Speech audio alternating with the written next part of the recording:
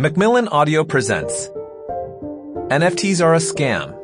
NFTs Are the Future. Written and read for you by Bobby Hundreds.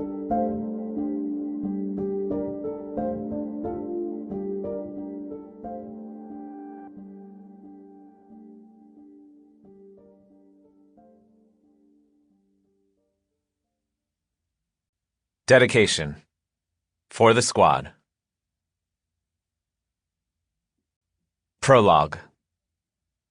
Many people I know in Los Angeles believe that the 60s ended abruptly on August 9, 1969, at the exact moment when word of the murders on Cielo Drive traveled like brushfire through the community. And in a sense, this is true. The tension broke that day. The paranoia was fulfilled. Joan Didion, The White Album.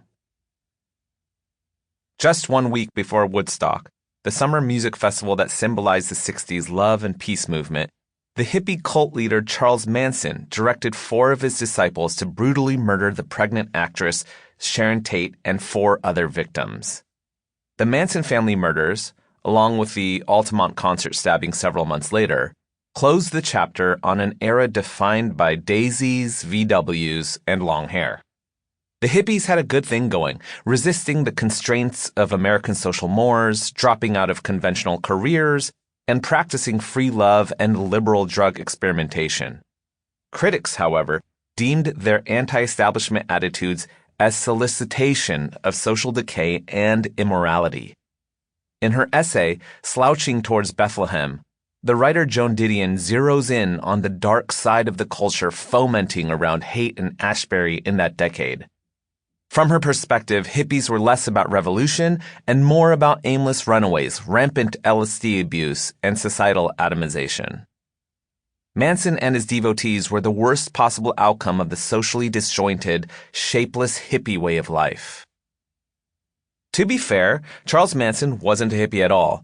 He was a criminal that had spent more than half of his life in prison before his release in 1967, whereupon he preyed on and manipulated young women to join his clan through drugs and orgies.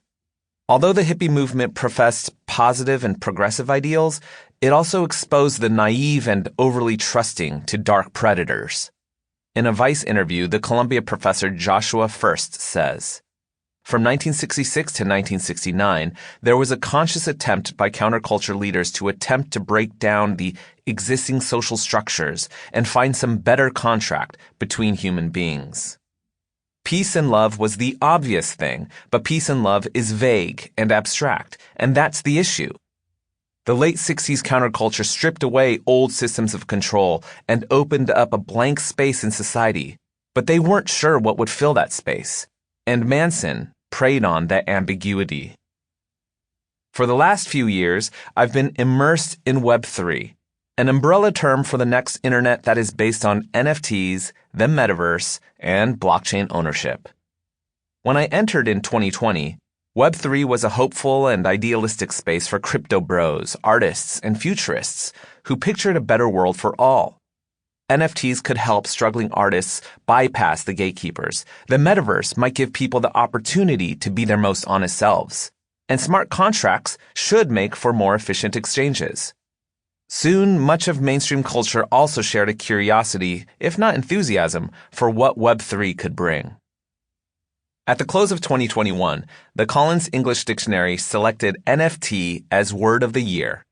This was the exclamation mark on a sensational 12 months that witnessed over $40 billion in cryptocurrency transactions, surpassing traditional art sales, the artist Beeple's $69 million Christie's auction, JPEG Summer, led by Bored Ape Yacht Club, and Nike's acquisition of Metaverse fashion brand Artifact. Just between Q2 and Q3 of 2021, NFT trading increased by 700%. By the end of 2022, however, a downward economy and crypto slump took the wind out of the NFT market. In late spring, the Terra Luna crash vaporized $45 billion worth of crypto in a couple days, destabilizing the entire industry. The final blow was the collapse of FTX. Sample complete. Ready to continue?